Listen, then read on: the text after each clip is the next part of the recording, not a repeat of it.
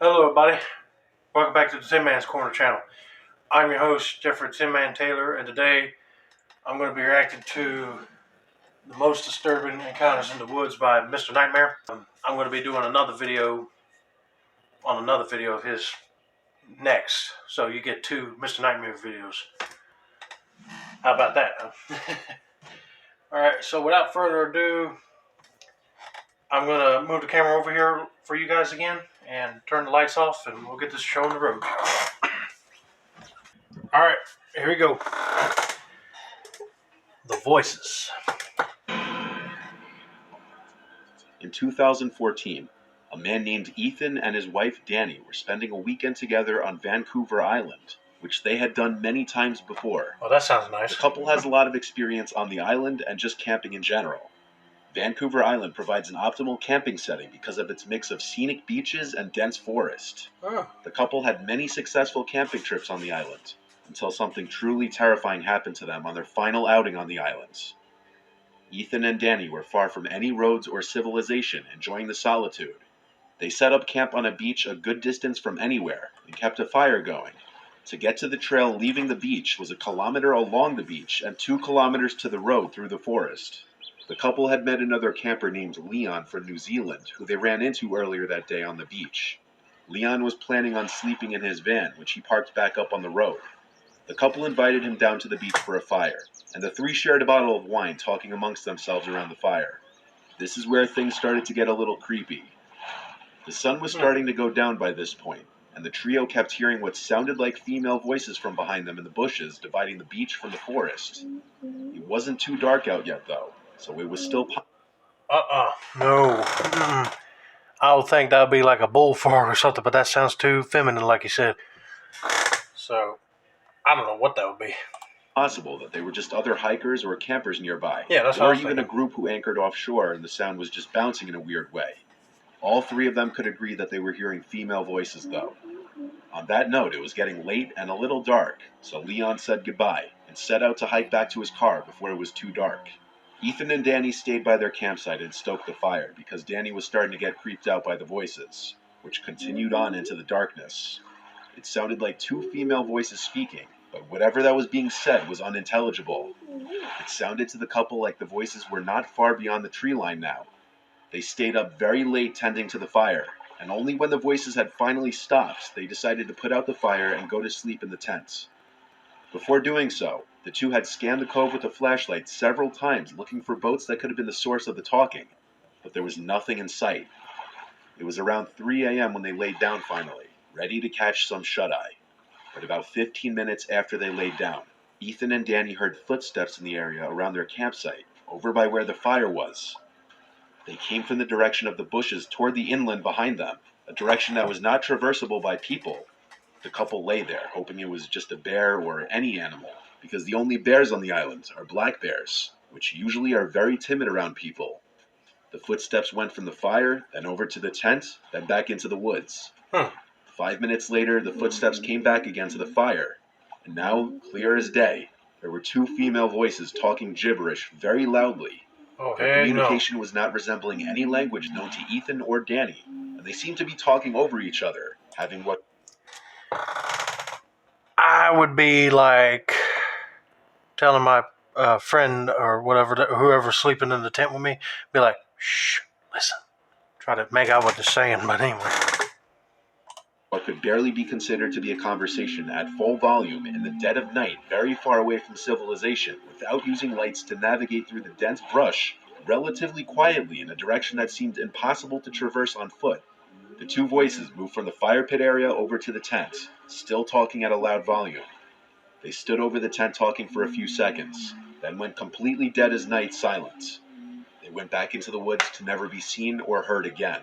Ethan and Danny lay there completely frozen and afraid for a long time. I would be. They woke up around 11 a.m. the next day because of how late they fell asleep. They packed up first thing and never returned. The couple probably made the best decision to remain quiet in the tent, not drawing attention to themselves from whoever or whatever was outside the tent.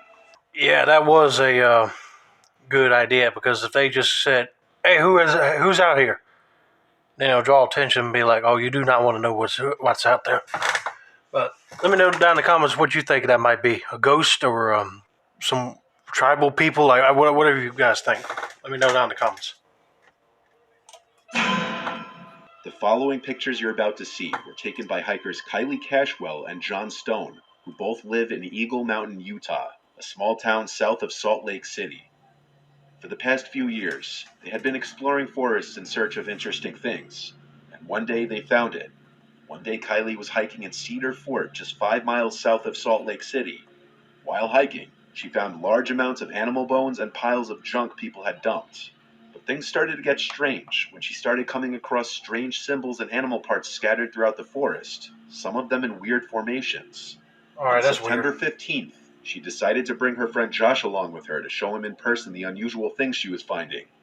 This time, the two came across something even more disturbing. On the trail, there was a severed deer head and a pentagram surrounded by deer legs. Yeah. I would think there's something satanic going on around in them woods. Anyway. Which were not there the first time Kylie walked the trail.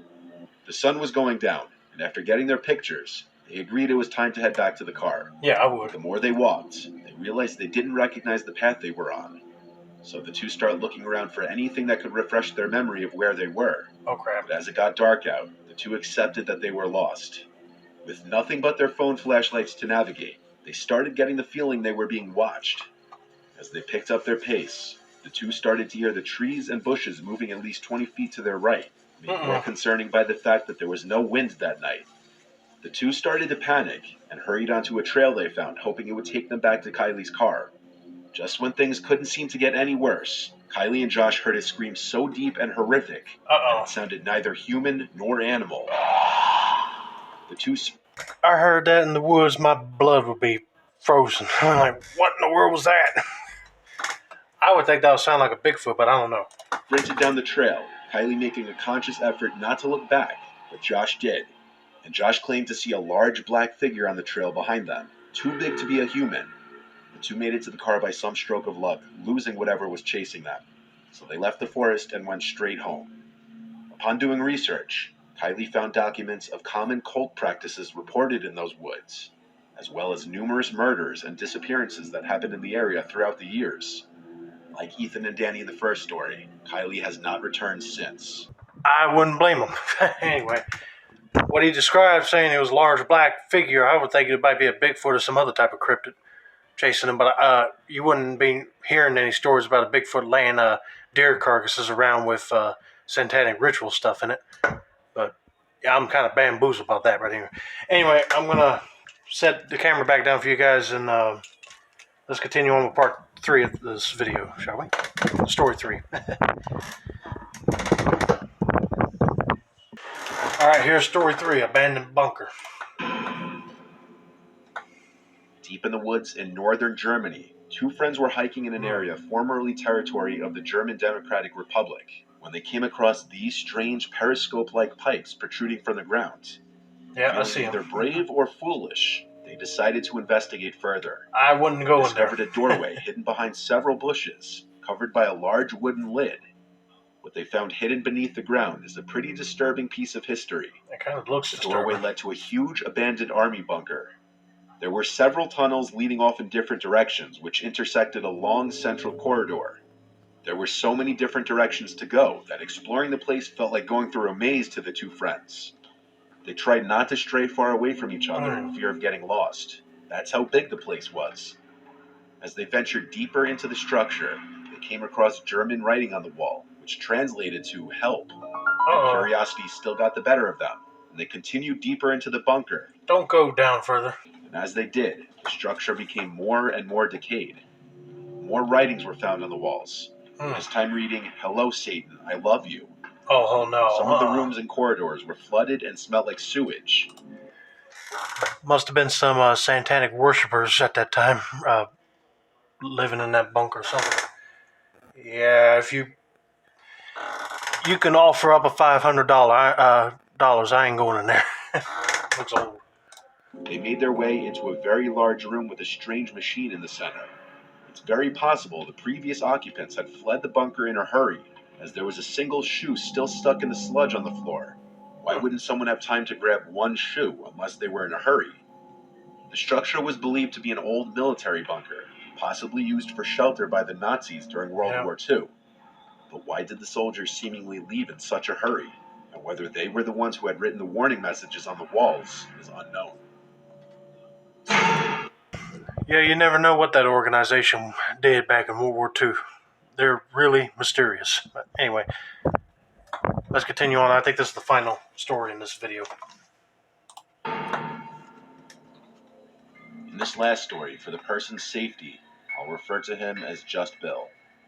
Bill is an avid hiker who in 2016 was visiting his brother upstate New York near Downsville. Bill's brother owns a small house and a barn up there, and from time to time Bill and other family members would go up to visit. This was in the late fall, and so the foliage was already mostly orange, and more than half of the leaves had fallen off the trees. Bill was hiking a narrow trail which was not far from his brother's place. This trail is in the middle of a very rural area, and it connects from the occasional property to property. So when Bill stumbled across a duffel bag on the ground in the middle of the woods, it was a surprise. The duffel bag looked like it was relatively new. Yeah, it does look It new. didn't look dirty as if it had been sitting in the woods for an extended period of time. There was a foul odor emanating from the bag, however, like something rotting inside. Bill assumed the worst, but he knew he had to open the bag to see what's inside. No, I was about to say, I ain't opening that. I would take pictures. We'll make sure there's nobody around to see you take pictures. And touch it with a stick just to make sure it ain't no animal or whatever in there. But who knows? It'd probably be like a chopped up dead body. You never know. In case it actually could have been a person. He was building up the courage to open the zipper to the bag, but before he could, he heard footsteps approaching see from what I off mean? the trail, and a voice saying, "That's mine, please don't touch it." A large man in Well, why a would you dirty leave it jacket there? and jeans was quickly approaching from the woods and grabbed the duffel bag off the ground. The two exchanged looks for a moment. Bill told the man he assumed the bag was forgotten by someone, and the man told him he was storing his kill from his hunt in the bag. Even though Bill isn't a hunter, he knew it's standard to use a cooler for storing fresh kill, Yeah, it would not be. a duffel bag of all things. This also wouldn't explain the foul smell so soon, as usually dead bodies only start to smell after a few days, not right after death. So he apologized and continued walking down the trail, with a little more speed in his step. It's likely the man noticed Bill's nervousness, because he heard the duffel bag get dropped on the floor as he was walking away, but as he looked back, he didn't see the man anymore. Bill nervously continued along the trail, taking out his phone to try to call his brother for an emergency pickup by the road, but he didn't have any reception in the woods. All he that's could do was bad. press forward and avoid crossing paths with that man again. But as he continued on, he kept hearing leaves crunching from not far behind him, and any time he looked back, the coast seemed clear. But eventually, his fear that he was being followed became real. Yep. He saw that man following him in the distance in a stalker's I manner, knew it. hiding behind a tree. I knew it. I knew it. I knew it. Yeah, he saw you mess with his duffel bag. He's going to make sure you don't tell nobody. He might even kill you. But anyway. Ooh. Without thinking, Bill started to run as fast as he could down the trail. He knew he was being followed without even looking back, because he could hear the leaves being crushed from not too far behind him. Bill came to an abandoned-looking property with overgrown grass, and having grown too winded to continue running, he attempted entry to the old house through the back door, and was able to get inside. Bill hid under a cot in the first bedroom he found, and he heard the back door open again, followed by heavy footsteps moving in a hurry. They went from room to room, and Bill could hear the man's heavy breathing from also being out of breath. The man's footsteps came into the bedroom just for a second and left right after. He didn't look under either of the two cots. Bill heard the back door to the house open and slam shut again, but he laid under the cot for another half an hour, not taking any risks. He only got up when he realized it would be dark soon, and he needed to get to a road to call for help. He proceeded to leave the house and run down the dirt trail by the house that was most likely once used as a driveway, which led him to a road. From here, he eventually hitched a ride with a passing car, who gave Bill a lift back to his brother's house, where Bill would call the local police department and report his encounter.